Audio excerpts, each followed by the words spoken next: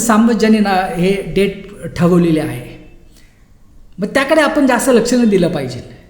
आता इथं काय म्हटलेलं आहे, त्या रात्री जवळच्या शेतात मेंढपाळ आपली मेंढवं वाकत होती. प्रियांनो, डिसेंबरला खूप थंडी असते, तर कुठल्याही माणसाला बाहेर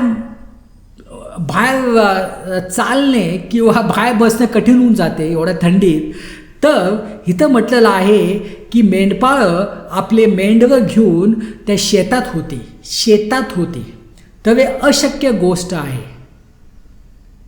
कारण कुठलाही मेंढपाळ एवढी रिस्क घेणार नाही आहे.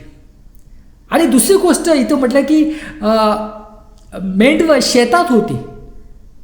प्रियांनो, मेंढवं शेतात कधी असू शकतील? शेतात ते काय वसंत ऋतूमध्ये असू शकतील? ते काय उन्हाळ्यात असू शकतील? नाही, कारण तेव्हा तर पीक असतं, शक्यच नाही आहे. हिवाळ्यात तर असू शकणार नाही आहे, डिसेंबरमध्ये थंडी असती.